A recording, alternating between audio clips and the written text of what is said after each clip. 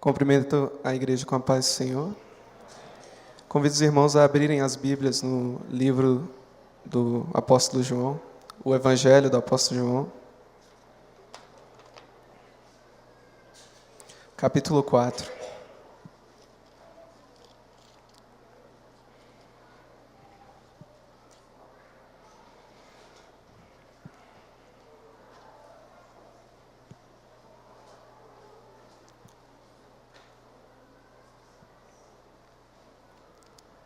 Eu vou ler apenas o versículo 23.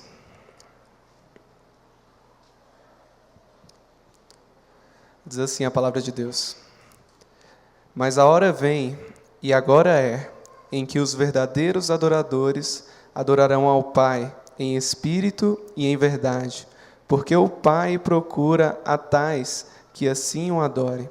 Pode fechar a Bíblia? Vamos fazer mais uma oração antes de começar a palavra? Feche seus olhos. Senhor meu Deus, eu me achego à Tua presença no nome do Seu Filho Jesus Cristo. Eu peço que nesse momento o Senhor venha me usar, Pai. Pai, eu sei das minhas limitações e eu sei que eu não tenho nada para oferecer para essas pessoas, mas o Senhor tem. E eu peço, Senhor, que nesse momento Teu Espírito venha nesse lugar e fala a cada um dos corações. Que a Tua palavra seja manifestada aqui, que a Tua palavra vá no mais íntimo dos nossos corações e produza a mudança que somente ela pode trazer. Pai, eu me coloco à Tua disposição. Fala com a Tua igreja e comigo mesmo essa noite, eu te peço no nome do Seu Filho Jesus Cristo, amém. Pode sentar. Eu quero agradecer pelo convite de pregar aqui, para mim é uma honra. Quando o Lutero me fez um convite, eu confesso que muitos temas, possíveis assuntos passaram na minha cabeça e eu fiquei um bom tempo somente para decidir sobre o que eu ia pregar. Eu até cheguei a preparar uma mensagem falando sobre amor para poder trazer aqui, só que eu não me senti muito confortável com ela, então eu decidi trazer uma outra mensagem falando sobre adoração, louvor e adoração. Creio que é um tema que vai atingir todo mundo, afinal de contas, todos nós temos o dever de adorar e de louvar a Deus. E eu queria começar essa mensagem com um pequeno conceito sobre adoração. Adoração pode ser definida como atos, atitudes que reverenciam e honram a majestade de Deus. A adoração ela envolve tanto a sua mente quanto o seu coração. Quando a gente pensa em adoração, normalmente a gente já pensa no louvor, fala, não, adoração é louvor. Mas o louvor é apenas uma das formas de se adorar a Deus. Na palavra de Deus, nós aprendemos que nós também podemos adorar a Deus através das nossas orações, através da exposição da palavra, da leitura em conjunto da palavra e através dos dízimos e das ofertas. E se você parar para analisar, você vai perceber que cada uma dessas formas de adoração, elas compõem o culto a Deus. Quando nós vemos aqui no domingo à noite ou qualquer outro dia da semana cultuar a Deus, nós oramos, nós louvamos, nós expomos a palavra e nós ofertamos e dizimamos. Então, a adoração a Deus ela não acabou no momento que a equipe de louvor desceu daqui. Ela continua ocorrendo nesse exato momento, através da exposição da palavra e através da reverência à palavra de Deus. A Bíblia nos ensina que nem toda forma de adoração ela é recebida por Deus. Algumas formas de adoração Deus rejeita e outras Deus até se irrita com a forma de adoração. Isso porque Deus exige do adorador algumas coisas. Antes de mais nada, Deus exige fé. Em Hebreus capítulo 11, versículo 6, a Bíblia diz que sem fé é impossível agradar a Deus. E é interessante falar sobre isso, porque nós vemos hoje que as músicas evangélicas elas se tornaram bastante populares, até no meio secular, de forma que muitos cantores seculares, eles gravam músicas evangélicas e chega no seu show, ele canta aquela música, e as pessoas que estão ali, milhares de pessoas fecham os olhos, até levantam as mãos, aí tem gente que filma aquilo, coloca no Facebook e diz, Deus foi adorado no show do cantor fulano. Mas Deus não recebe aquela adoração. Porque a maioria das pessoas que estão ali não creem em Deus e não reconhecem Jesus como Salvador das suas vidas. E sem fé é impossível agradar a Deus. O segundo requisito que Deus exige do adorador é santidade. Por muitas vezes na palavra de Deus, nós vemos Deus repreendendo o seu povo por levar uma vida, tentar adorar a Deus sem levar uma vida de santidade. Nesse ponto eu pretendo me aprofundar, mas eu pretendo me aprofundar em um segundo momento. E a terceira coisa que Deus exige do adorador é que a adoração seja realizada da forma em que Deus determinou. E hoje, nós vemos muitas igrejas que querem inovar na forma de se adorar a Deus. Eu já vi uma igreja que ela colocou uma rampa de skate dentro do terreno da igreja para deixar os momentos de culto, os momentos na igreja um pouco mais divertidos para os jovens. Eu tenho uma igreja que é bastante famosa e toda época de carnaval ela faz uma guerra de tinta para alegrar mais o coração dos jovens também. Tem gente que, como forma de adoração, ele faz uma tatuagem, ele escreve assim, Jesus. Ou então ele coloca um versículo, tudo posso naquilo que me fortalece. E se você perguntar para essas pessoas por que ela faz isso, ela fala, não, mas eu estou fazendo isso como forma de adoração a Deus. Eu estou fazendo isso como forma de honrar a Deus. Qual é o problema? O problema, meu amigo, é que não foi essa forma que Deus determinou que Ele quer ser adorado. E se não for da forma que Deus determinou, Ele simplesmente não recebe adoração. E para provar isso que eu estou falando, dentro da palavra de Deus, eu queria dar 2 exemplos. O primeiro exemplo se encontra no livro de Malaquias. E Malaquias é um livro que Deus fala muito sobre adoração e o culto a Deus, e Deus faz várias críticas aos sacerdotes por causa do culto. E uma das críticas que Deus faz é acerca do pão. Ele fala, vocês estão oferecendo na minha mesa pão imundo. Para que a gente entenda melhor, era trabalho do sacerdote, todo dia de manhã, acordar cedo, preparar um pão e oferecer na mesa de Deus. E Malaquias, Deus está olhando para aquele pão e falando, eu não vou receber esse pão porque ele é imundo. Quando a gente lê esse texto, normalmente a gente pensa que os sacerdotes estavam oferecendo um pão estragado, ou então eles não estavam seguindo as regras de higiene para preparar o pão, mas não era isso que estava acontecendo. O que estava acontecendo é que os sacerdotes não estavam seguindo a receita que Deus havia determinado para preparar o pão. Deus foi tão detalhista quando falou da forma que iria ser adorado, que Ele estabeleceu até a receita que Ele queria que os sacerdotes utilizassem. Em Malaquias, os sacerdotes estavam utilizando outra receita, e por isso Deus não estava recebendo. Eu fico pensando, talvez a nova receita que os sacerdotes estavam utilizando até deixasse um pão mais bonito, até deixasse o pão um pouco mais gostoso, mais saboroso. E por que Deus não recebia? Deus não recebia porque Ele já tinha determinado a forma que Ele queria ser adorado, e os sacerdotes estavam fazendo de uma forma diferente. O segundo exemplo que eu quero dar se encontra em 2 Samuel, capítulo 6. Davi havia acabado de se tornar rei de Israel, e como um dos seus primeiros atos de reinado, ele decide trazer a Arca da Aliança de volta para Jerusalém. A Arca da Aliança estava há muito tempo em outra cidade já esquecida, e quando ele se torna rei, ele fala, vou trazer de volta. Então ele vai lá na cidade, pega a arca, coloca a Arca da Aliança em um carro de bois, provavelmente devia ser o melhor carro de bois que ele tinha, e vem trazendo a arca, e vem na frente glorificando a Deus, dançando, louvando a Deus. No meio do caminho, a arca está no carro de bois, e o terreno não é muito regular, eu imagino a arca fazendo assim. E no meio do caminho ela pende para o lado. Vem um homem chamado Uzá, acredito que na maior boa vontade, e estende a mão para ajeitar a arca. Quando ele trisca na arca, Deus mata Uzá, e ele cai morto na frente de todo mundo. Por um momento, toda aquela adoração que estava acontecendo para. E uma pergunta fica no ar.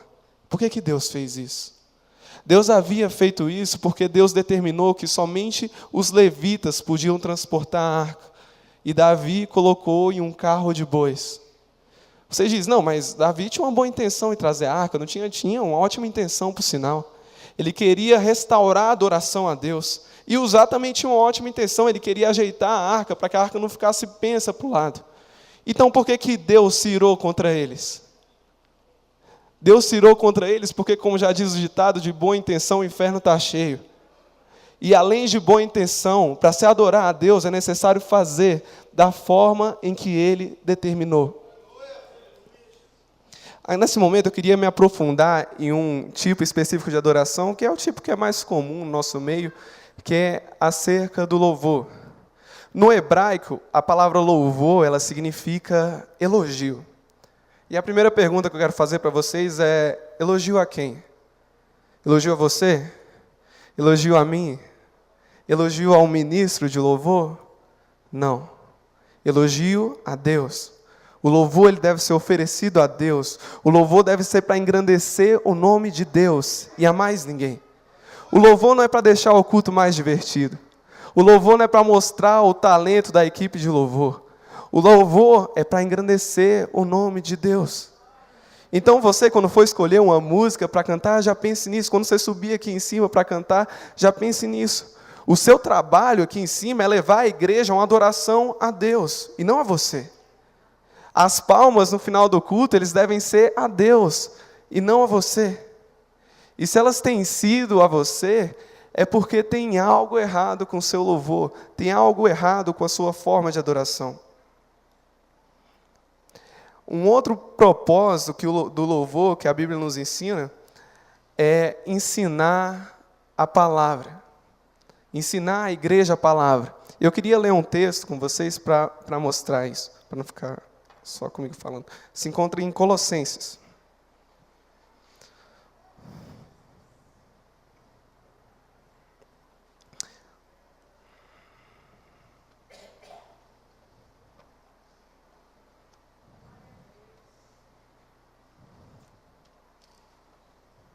Colossenses capítulo 3.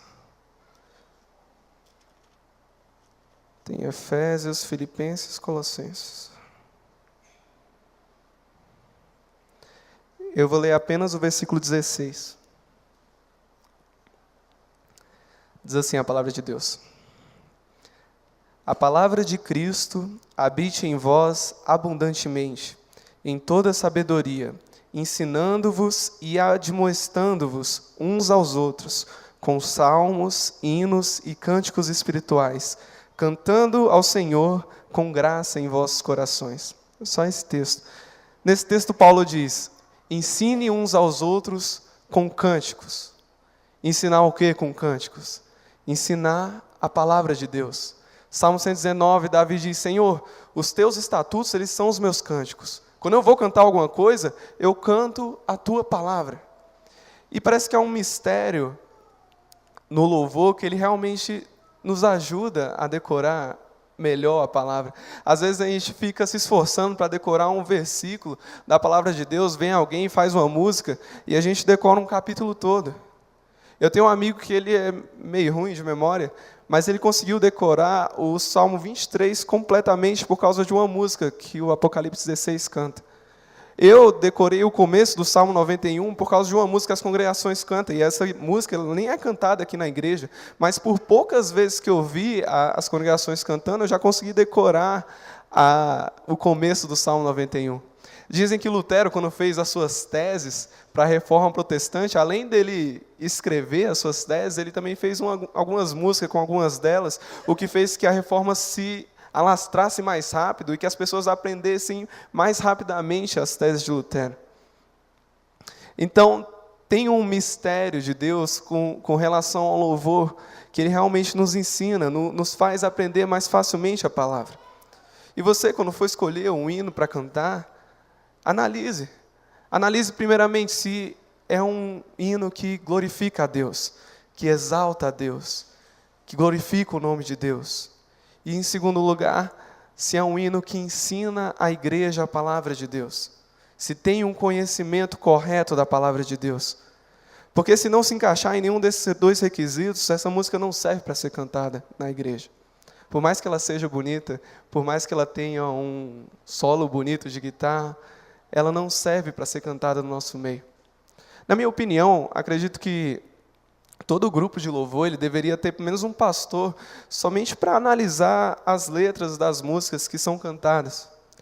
Porque, infelizmente, é com grande pesar que eu digo isso, muitas pessoas, até dentro da igreja, todo o conhecimento que ela tem acerca do cristianismo não vem da Bíblia, vem das músicas que ela escuta.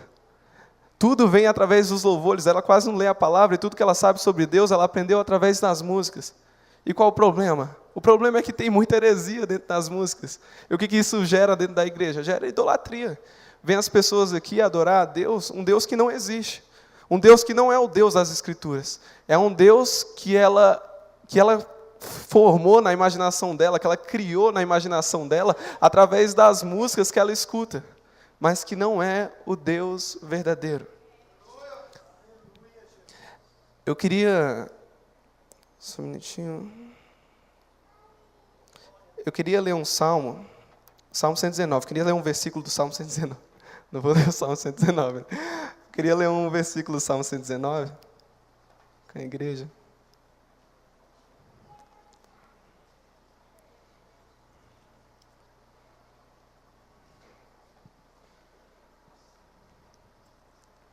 É o versículo 171, é lá no finalzinho, quase o último versículo.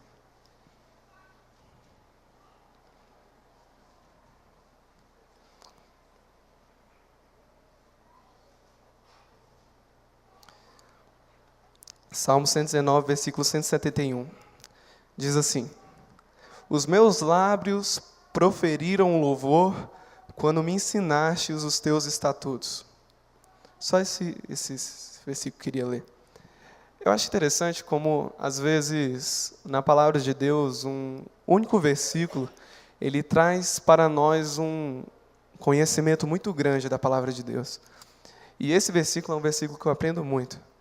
A primeira coisa que eu aprendo com esse versículo é que a verdadeira adoração, ela surge através de um conhecimento correto da palavra de Deus. Davi diz, quando o Senhor me ensinou os seus estatutos, os meus lábios proferiram louvor. E para mostrar isso melhor, eu queria dar um exemplo de um hino de adoração que tem na própria Bíblia. Um hino muito conhecido se encontra em Romanos, capítulo 11.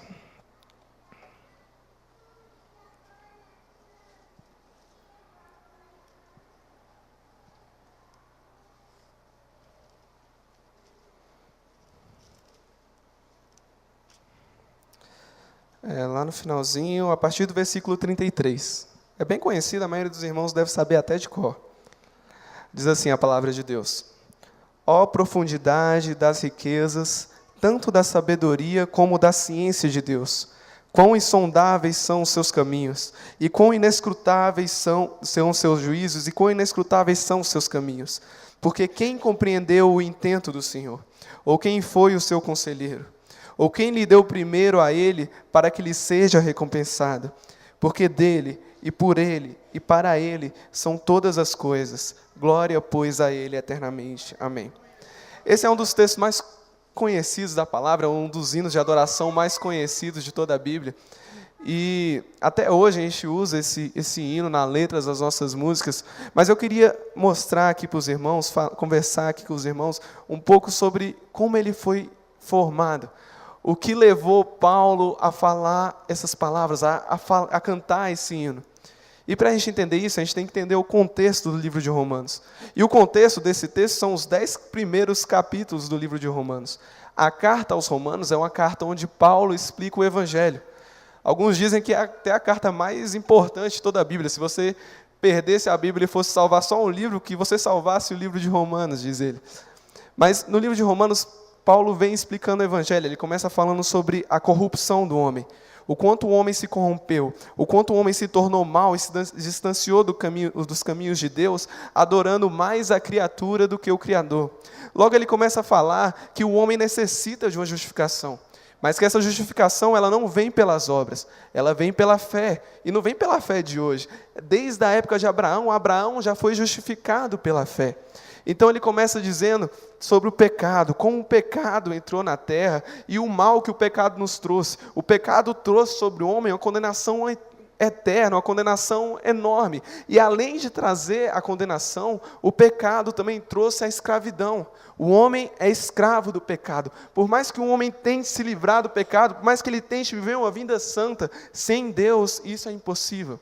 Então chegamos no capítulo 8, onde Deus mostra onde Paulo mostra a forma que Deus proporcionou para livrar o homem dessa condenação e dessa escravidão, que é através de Cristo.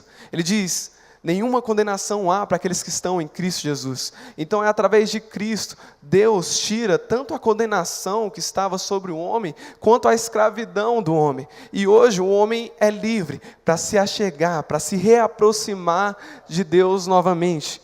Então ele começa dizendo que Cristo veio primeiramente aos judeus, mas os judeus rejeitaram a Cristo. E essa rejeição de Cristo pelos judeus foi a causa da salvação ter se estendido a todas as outras nações, ter se estendido também aos gentios. Mas ele mostra que até isso já estava no plano de Deus, mas que um dia os judeus também vão retornar a Cristo. Um dia os judeus também vão reconhecer a Cristo como Senhor das suas vidas. E Deus permitiu que assim acontecesse, para que ninguém se vangloriasse da salvação. Lá no céu não vai ter ninguém com a medalha de honra ao mérito no peito, dizendo: eu estou aqui porque eu mereço. Eu estou aqui porque eu fiz por merecer. As minhas obras me levaram aqui. Não. Todos que estarão no céu estarão pela graça de Deus. Todos que estarão no céu estarão porque Deus teve misericórdia deles. Porque tanto os judeus quanto os gentios estavam debaixo de desobediência. Os judeus porque rejeitaram a Cristo e os gentios porque passaram muito tempo sem conhecer a Deus. E um versículo antes desse que eu li, do texto que eu li, Paulo diz: Deus encerrou a todos debaixo de desobediência para usar com misericórdia para com todos. Quando Paulo entende esse plano maravilhoso de Deus, quando Paulo entende tudo aquilo que Deus fez, ele diz: ó profundidade das riquezas e do conhecimento de Deus, quão inescrutáveis são os seus caminhos, quão inescrutáveis são os seus juízos. Quem foi seu conselheiro? Quem ensinou o Senhor? Quem lhe deu primeiro para que seja recompensado? Uma pergunta que tem uma resposta implícita que é: ninguém. Porque dele, por ele e para ele são todas as coisas. Glória, pois, a ele eternamente. Amém. Quando a gente entende o contexto, quando a gente entende como esse texto surgiu, o texto se torna bem mais bonito. Paulo tinha compreendido aquilo que Deus tinha feito. Paulo tinha compreendido o plano de Deus. E quando ele estendeu os estatutos de Deus, os seus lábios proferiram louvor. É a mesma coisa que diz no Salmo. Às vezes eu fico vendo aqui o ministro de louvor se esforçando para tentar levar a igreja para uma adoração, a igreja para um quebrantamento. Aí ele diz: vamos, galera, levanta a mão, põe a mão no coração, fecha os olhos, ora pelo irmão do seu lado. Mas acredito que, na maioria das vezes, isso não dá muito certo. Porque o verdadeiro louvor e a verdadeira adoração, ela não surge através de estímulos de um ministro de louvor. Ela surge através de um conhecimento correto da palavra de Deus. Você quer ver a igreja mais quebrantada na hora do louvor? Começa a trazer ela para a escola dominical. Começa a trazer as pessoas para o culto de quarta. Começa a ensinar as pessoas a palavra de Deus. Então traga elas para louvar a Deus, que aí o louvor vai ser mais quebrantado. O louvor vai ser mais rico. As pessoas vão estar cantando aquilo que está dentro do seu coração. Outra coisa que eu aprendo com esse texto é que o louvor, ele deve ser espontâneo. Nesses dois textos, o texto de Salmos e o texto de Paulo, é que o louvor ele deve ser espontâneo. No texto de Paulo, Paulo simplesmente louva a Deus. Quando ele entende o propósito de Deus, ele louva a Deus. Ele não faz isso como um ato mecânico, ou como um ato religioso, ou para receber algo em troca. Não, simplesmente ele compreendeu aquilo que Deus fez por ele, e dentro do seu coração cresceu um amor por Deus, e aquilo se exteriorizou através de uma adoração, através de um louvor. Eu me lembro quando eu era pequeno, eu tinha um cachorro, eu tinha uns 10 anos, eu tinha um cachorro chamado Fred. Eu passei muito tempo querendo um cachorro, e quando a gente mudou de casa, meus pais compraram um cachorro para mim. E um dia esse cachorro fugiu. Eu lembro que no dia que ele fugiu, eu vi ele fugindo, eu queria ir atrás, meu pai falou: não, ele vai voltar. Só que ele não voltou. E quando eu percebi que ele não voltou e que nem ia voltar, eu me desabei a chorar, passei quase uma semana chorando, eu era uma criança ainda.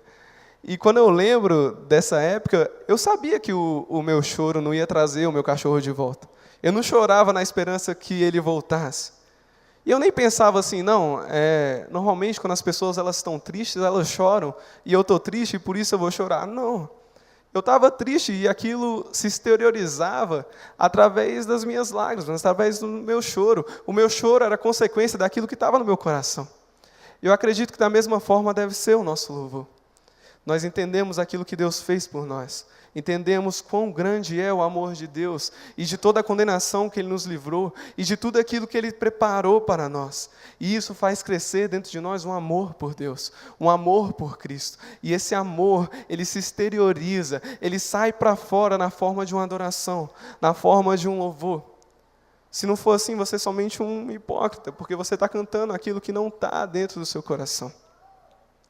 Até aqui, eu tenho falado como o louvor deve ser. Mas, a partir de agora, eu queria falar de como o louvor tem sido. Provavelmente, agora a palavra se torne um pouquinho mais dura. Antes de começar, eu queria primeiro fazer 2 observações. Primeira observação, quando eu me refiro a grupo de louvor, quando eu me referir a grupo de louvor, eu não estou falando somente da equipe de louvor. Estou falando de todo departamento que mexe com música dentro da igreja. Dentro dessa igreja e dentro de todas as igrejas. Acredito que dessa forma eu englobo cerca de 90% de todas as igrejas do Brasil, dos departamentos de todas as igrejas do Brasil. Em segundo lugar, as críticas que eu faço aos grupos de louvor, eu não estou me referindo necessariamente à nossa igreja. Até porque eu não participo de quase nenhum grupo de louvor na igreja, eu não posso falar muito, mas é de coisas que eu normalmente vejo. Uma coisa que eu normalmente vejo no integrante de uma equipe de louvor, de um grupo de louvor, é que ele tem um compromisso com o louvor, até um compromisso bom com o louvor, mas às vezes ele tem um desleixo completo pela sua vida espiritual. Parece que ele colocou na cabeça dele que ele foi chamado para louvar, foi chamado para cantar ou foi chamado para tocar. E porque ele foi chamado para tocar e para cantar, ele não ora, ele não lê a Bíblia, ele não evangeliza, ele não participa dos cultos da semana. Por quê? Porque ele não foi chamado para essas coisas. Ele foi chamado para cantar. Ele foi chamado para louvar a Deus. E eu acredito, dificilmente você vê num grupo de louvor que tem um dia separado somente para oração. Fala, não, esse dia a gente vai só orar. Passar 1 hora orando. Dificilmente você vê isso. Dificilmente você vê no ensaio de um grupo de louvor um momento separado para a palavra. Porque as pessoas elas não estão ali para ouvir a palavra, elas estão ali para ensaiar, elas estão ali para tocar. Ouvir a palavra em outro lugar, agora que não. E eu acredito que isso acontece porque, muitas vezes, a gente utiliza o parâmetro errado para escolher as pessoas para entrarem em algum ministério, principalmente o ministério da música. A gente não escolhe com base em vida espiritual, a gente escolhe com base em talento. Entra quem canta melhor, entra quem toca melhor, ou então entra quem tem, só tem você que toca isso, então você vem e vai tocar, porque a gente não tem mais ninguém. Aí a gente coloca um monte de gente que não tem vida com Deus, e às vezes tem nem santidade aqui em cima para louvar a Deus, e acha que Deus está recebendo, mas não está. Então a reflexão que eu trago à igreja é: qual o parâmetro, qual o critério que a gente está utilizando para colocar as pessoas em um ministério? É talento ou é vida espiritual? Porque isso é muito sério. E para mostrar o quanto é sério, eu queria também dar 2 exemplos. O primeiro exemplo, até já foi citado aqui no momento da mocidade, é a entrada dos filhos de Israel em Jericó. Deus havia prometido uma terra que mana leite e mel, e quando os filhos de Israel, os israelitas chegam no local, tem gente morando lá e eles têm que conquistar as terras. E a primeira cidade que eles encontram é Jericó, com muros enormes. E Deus faz um acordo com o povo, fala, ó, eu vou deixar vocês entrarem, eu vou dar a vitória para vocês, mas em Jericó eu não quero que vocês peguem nada. Nenhum bem, nenhum pertence eu quero que vocês peguem. Porque para vocês isso é maldição. E Deus cumpre a sua palavra, o povo entra, o povo vence a batalha, conquista Jericó, mas um homem desobedece a Deus, um homem chamado Acã, e pega para si alguns bens. Por causa do pecado de Acã, a Bíblia diz que a ira de Deus se acendeu, não contra Acã, mas contra todos os filhos de Israel. Então vai o povo conquistar a segunda cidade, a cidade de Ai, uma cidade bem menor e bem mais fraca, falando de exército, do que a cidade de Jericó. Se eles haviam vencido Jericó, eles venceriam Ai com uma facilidade ainda maior. E eles vão lá e perdem a batalha. Por causa do pecado de um homem, por causa de um que estava errado ali naquele meio, todo mundo sofreu. E eu não preciso nem dizer que eles só conseguiram vencer a batalha quando Deus mostrou quem é que estava errado, e eles foram lá e mataram Acã e a família dele. O segundo exemplo é o exemplo de Jonas, uma história ainda mais conhecida. Deus manda Jonas ir pregar em Nínive, e Jonas desobedece e foge em um barco. No meio do barco, no meio da viagem, uma tempestade muito forte. Tão forte que fez com que os navegantes tiveram que jogar as coisas do barco para fora. E quem foi que trouxe essa tempestade? Foi o diabo? Não. Foram as causas naturais? Não. Foi Deus que trouxe a tempestade. E eu fico pensando no dono do barco, e a gente pensa, o que o dono do barco fez para merecer isso? Ele fez apenas uma coisa de errado. Ele deixou Jonas entrar no barco dele. Aí você fala, mas ele nem sabia que Jonas estava em pecado. Deus não se importou muito com isso. E a tempestade, ela só parou, a tempestade só acabou quando eles descobriram que era Jonas que estava errado e jogaram Jonas para fora. Por causa de um homem que estava errado, todo mundo sofreu. Então você que está na frente de algum ministério, você que está na frente de algum grupo, seja criterioso quando você for escolher alguém para entrar dentro do ministério. Porque se você não for muito criterioso, pode ser que entre um Jonas lá. Pode ser que entre um Acã lá. E se ele entrar, todo mundo sofre. Por causa de uma pessoa. Irmãos, louvar e adorar é algo que é muito sério. Porque quando você louva e quando você louva e adora a Deus. E Deus, ele enxerga muito mais do que o seu talento. Ele enxerga muito mais do que a sua afinação. Ele enxerga as intenções do seu coração. Santidade não é só para quem é pastor. Jejum, oração, palavra, não é somente para quem vai pregar. Da mesma forma que um pastor tem uma responsabilidade muito grande de estar todo domingo aqui pregando a palavra, da mesma forma tem você que todo domingo vem aqui adorar a Deus. Da mesma forma que ele tem que se preparar, assim também é com você. A sua responsabilidade não é menor, só porque você não prega. Você que adora a Deus também tem uma responsabilidade muito grande.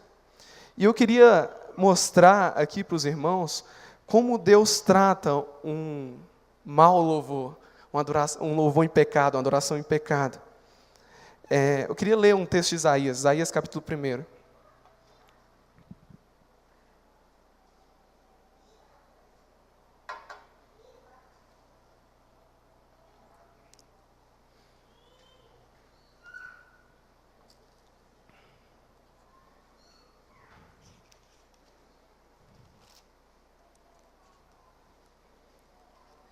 Eu vou ler do versículo 11 ao 15, do capítulo 1 de Isaías.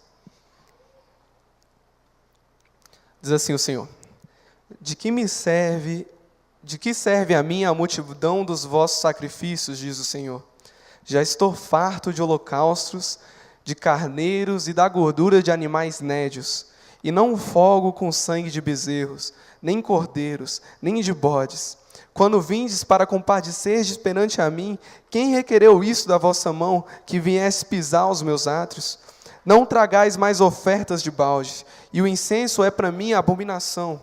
E também as festas de lua nova, e os sábados, e as convocações das congregações. Não posso suportar itainiquidade, nem mesmo o ajuntamento solene. As vossas festas de lua nova e as vossas solenidades aborrecem a minha alma. Já me são pesadas, já estou farto de as sofrer. Pelo que quando estendei as mãos, escondo os meus olhos. Sim, quando multiplicai as vossas orações, não as ouço, porque as vossas mãos estão cheias de sangue. O que está acontecendo aqui é bem simples. O povo está em pecado e quer continuar adorando a Deus. E o que Deus diz para o povo é bem duro. Não sei se você prestou atenção. Deus diz: quem foi que pediu para você vir me adorar desse jeito? Quem foi que me pediu para você vir na minha casa dessa forma? Eu mesmo é que não fui. De que serve para mim a multidão dos seus sacrifícios? Vocês se reúnem, vocês fazem festa, acendem incenso, vocês oferecem oferta, mas tudo isso para mim é abominação. Vocês estão querendo me agradar? Me agradem parando de fazer isso aí que vocês estão fazendo. A adoração de vocês aborrece a minha alma. Me é pesado, eu fico cansado. Vocês estão me adorando, eu fico olhando a hora no relógio, assim, esperando a hora de acabar. E quando vocês estendem as mãos para me adorar, eu viro os meus olhos. Porque eu não aguento a iniquidade de vocês. A mão de vocês está cheia de sangue. Estou cansado disso. É assim que Deus trata uma adoração em pecado. E no versículo 15 ele diz uma coisa que é muito séria. Ele diz: por causa disso aí que vocês estão fazendo, quando vocês oram, quando vocês pedem alguma coisa para mim, eu não escuto. Por causa do pecado de vocês. Antes de ir para as aplicações desse texto, eu queria ler um outro texto que Deus trata de uma forma bem semelhante, mas é um caso que é um pouco diferente. Se encontra em Malaquias. O último livro do Antigo Testamento. Eu vou ler também o capítulo 1, do versículo 7 ao 10.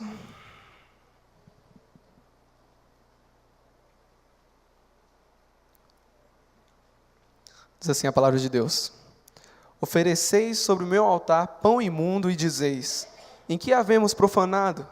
Nisto que dizeis: a mesa do Senhor é desprezível. Porque quando trazeis o animal cego para sacrificardes, não faz mal. E quando ofereceis o coxo, o enfermo, não faz mal. Ora, apresenta-o ao teu príncipe. Terá ele agrado de ti? Ou aceitará ele a tua pessoa? Diz o Senhor dos Exércitos. Agora, pois, suplicai o favor de Deus, e ele terá piedade de nós. Isso veio da vossa mão. Aceitará ele a vossa pessoa? Diz o Senhor dos Exércitos. Quem há também entre vós que feche as portas, e não acenda debalde o fogo do meu altar? E também eu não tenho prazer em vós, diz o Senhor dos Exércitos, nem aceitarei da vossa mão a oblação. O que está acontecendo aqui é um pouco diferente do que estava acontecendo em Isaías. Em Isaías, o povo estava em pecado, querendo adorar a Deus. Aqui, o povo estava adorando, os sacerdotes estavam adorando a Deus de uma forma negligente, de qualquer forma, desleixada. Eles iam adorar a Deus, tinha um monte de cordeiro, eles pegavam, vamos pegar o cordeiro cego aqui, porque não faz mal. Vamos pegar o cordeiro coxo, esse doente aqui, não faz mal, Deus não vai nem perceber. Se eu fosse contextualizar e trazer para os dias de hoje, eu diria que é como se fosse aquela pessoa que todo domingo ela chega atrasada aqui no culto. Às vezes ela nem sabe que tem um momento da mocidade aqui que a gente começa, porque quando ela chega já acabou o momento. Ela fica o culto todo conversando. Ela sobe aqui sem ter ensaiado, sem ter estudado antes a palavra, se for vir pregar. Aquela pessoa que faz as coisas tudo negligente. E o que Deus diz para essa pessoa é muito interessante. Ele diz, pega isso aí que você está me oferecendo e oferece lá para o príncipe de vocês para ver se ele vai aceitar. É como se Deus estivesse dizendo, age dessa forma que você age na minha casa, age lá na sua vida secular. Da mesma forma que você chega atrasado aqui na igreja, chega atrasado lá no seu trabalho também. Da mesma forma que você falta o culto aqui porque você está cansado, porque você está com sono, falta lá o seu trabalho porque você está com sono, fala, chefe, eu não vou vir hoje porque eu estou com muito sono, estou muito cansado, hoje eu não vou vir não. Da mesma forma que você sobe aqui sem ter ensaiado, faz uma prova da sua faculdade sem ter estudado também. Faz essas coisas e vê se o seu chefe vai te aceitar, vê se o teu professor vai te dar uma boa nota. Mas lá no seu trabalho você chega na hora, lá no seu trabalho você se esforça, lá no seu trabalho você não falta, lá na sua faculdade também você se dedica. E por que para Deus é diferente? Por que para Deus não é dessa forma? Por que para Deus você tem que dar o que sobra, o resto? E a resposta de Deus é igual à de Isaías, ele diz, dessa forma eu não aceito não. Dessa forma eu não aceito não. E vocês ainda são cara de pau. Porque vocês, além de me adorar dessa forma, ainda vêm na minha casa e vêm me pedir o meu favor. Vocês acham que me adorando dessa forma eu vou aceitar a vossa pessoa? Quem dera tivesse um entre vocês que fechasse as portas do templo. Quem dera tivesse um sacerdote, chegasse para os outros e falava, galera, vamos se reunir aqui. A gente está adorando a Deus de qualquer forma, Deus está nem recebendo, vamos fazer o seguinte, vamos todo mundo para casa. A gente sai todo mundo, o último que sair aí, apaga a luz e fecha a porta. É isso que Deus está dizendo. Meu irmão, para Deus tem que ser o melhor. Para Deus tem que ser o melhor. Você não pode dar para Deus qualquer coisa, porque Deus não é qualquer pessoa. Para Deus você tem que dar o seu melhor. Eu me lembro de um exemplo de livro de Isaías. Isaíasão. Na história de Davi, que um momento que ele vai procurar um local para fazer um sacrifício a Deus. E quando ele acha um local bom, ele procura o dono do local e fala, eu quero comprar esse terreno aqui, porque eu quero oferecer um sacrifício a Deus. O dono do local fala, Davi, o senhor é rei de Israel, como é que eu vou cobrar alguma coisa do rei de Israel? Tudo aqui é seu, você quer o terreno, pega para você, você quer fazer o sacrifício, faz aí para você. Davi fala, eu acho que você não entendeu direito, é porque eu estou querendo o terreno, é para fazer um sacrifício a Deus. E eu não posso dar a Deus nada que não me custe nada, eu não posso dar a Deus aquilo que não me custe nada. Para Deus tem que custar alguma coisa. O nosso problema, meu irmão, é que nós somos completamente opostos a Davi. A gente quer servir a Deus, a gente quer adorar a Deus, mas somente se isso não nos custar nada. Porque se isso custar alguma coisa, a gente não quer. Se isso custar o nosso tempo, custar a nossa dedicação, custar o nosso dinheiro, a gente cai fora. A gente vai embora. E o que a gente aprende nesses dois textos? Primeiro, que Deus não aceita uma adoração em pecado, e muito menos uma adoração que é feita de uma forma desleixada. E segundo lugar, essas duas formas de adoração são causas para que a nossa oração não seja recebida por Deus. Isaías ele diz, vocês estão estendendo a sua mão e multiplicando as suas orações, mas eu não escuto. E em Malaquias ele diz, vocês vêm na minha casa, pedem o meu favor, mas você acha que me adorando desse jeito eu vou aceitar a vossa pessoa? As duas formas de adoração são causas para que Deus não escute a nossa oração. Você tem orado e Deus não tem escutado? Você tem feito propósito, parece que a adoração não chega? Olhe para aquilo que você está oferecendo para Deus. Porque talvez, não estou falando que é certeza, porque talvez a resposta esteja lá. Eu sei que a palavra é um pouco dura, mas eu queria deixar uma palavra de esperança, e aqui eu já caminho para o final. Eu queria deixar uma promessa que se encontra no próprio livro de Isaías. É um versículo depois dos que eu li. Depois de todas aquelas repreensões que Deus fez, Deus fala para o povo, se lavem, se purifiquem, deixem de fazer o que é errado e comecem a fazer o que é certo. Andem em um caminho reto. Aí vocês voltem e me adorem. Se vocês fizerem isso, ainda que o pecado de vocês seja vermelho como a escarlate, eu farei brancos como a neve. Ainda que sejam vermelhos como o carmesim, eu farei brancos como a lã. Se quiserdes e me ouvirdes, comereis o melhor dessa terra. Quase sempre depois de uma repreensão de Deus vem uma promessa. Porque Deus repreende aqueles que Ele ama. E nesse texto eu acho interessante porque Deus havia acabado de falar para o povo, vocês estão orando, vocês estão me adorando, mas eu não estou recebendo porque a mão de vocês está cheia de sangue. E no momento depois ele diz, se vocês fizerem o que é correto, eu vou lavar vocês, eu vou purificar vocês, ainda que vocês estejam vermelhos como carmesim, eu vou purificar. É como se Deus estivesse dizendo, está vendo esse sangue que está na mão de vocês, que impede que vocês me adorem, impede que vocês se acheguem a mim? Pois eu vou tirar eles. E quando eu tirar, vocês não vão ter mais impedimentos para se achegar a mim. Vocês não vão estar nem mais uma barreira para se aproximar de mim. Vocês não serão mais rejeitados. Vocês serão acolhidos. E vocês poderão me adorar de verdade, verdadeiramente. Eu me lembro de uma história, se conta no Novo Testamento, em que Jesus está numa aldeia e aparecem 10 leprosos. Os 10 leprosos chegam a Jesus pedindo misericórdia, pedindo para ser curado. E Jesus tem misericórdia deles e fala, vocês vão ser curados, apenas se apresentem ao sacerdote. Se apresentem ao sacerdote. E no meio do caminho, eles são curados, os 10 são curados. E desses 10 que são curados, apenas um volta para agradecer a Deus. Eu não quero aqui focar nos 9 que foram ingratos, mas eu quero focar aqui, eu quero olhar com vocês essa noite para aquele único samaritano que voltou para agradecer a Deus. Eu quero que você, por um momento, olhe para aquele homem comigo, com a sua imaginação. Ele está prostrado aos pés de Jesus. Existem lágrimas nos seus olhos e um sorriso nos seus lábios. Ele não está adorando a Deus, adorando a Cristo, querendo algo em troca. Ele não está adorando a Cristo querendo o reconhecimento dos discípulos. Nem tampouco está adorando com medo de ir para o inferno. Há apenas um combustível para essa adoração dele, que é a sua gratidão. Ele foi limpo, ele era leproso, ele estava morrendo, mas Cristo limpou, Cristo purificou, e isso fez com que ele voltasse, adorasse, prostrasse, adorasse a Deus verdadeiramente. Que a nossa adoração seja igual a daquele homem, porque assim como aquele homem, nós também fomos limpos. Era a nossa doença bem mais grave do que uma lepra.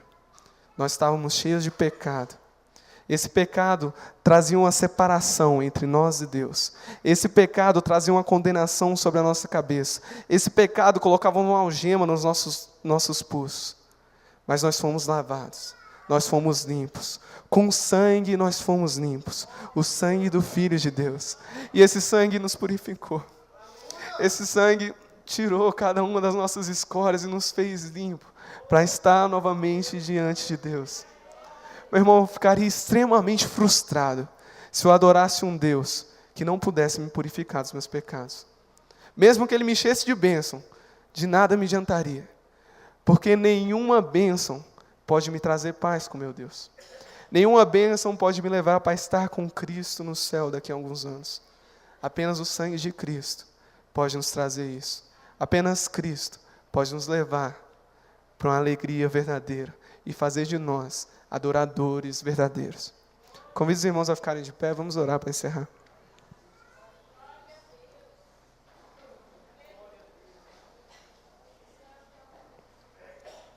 Fale com Deus nesse momento. Fale tudo aquilo que veio ao seu coração. Acredito que o Espírito Santo deve ter colocado, te incomodado com relação a algumas coisas, ou então te incentivado a fazer algumas coisas melhor.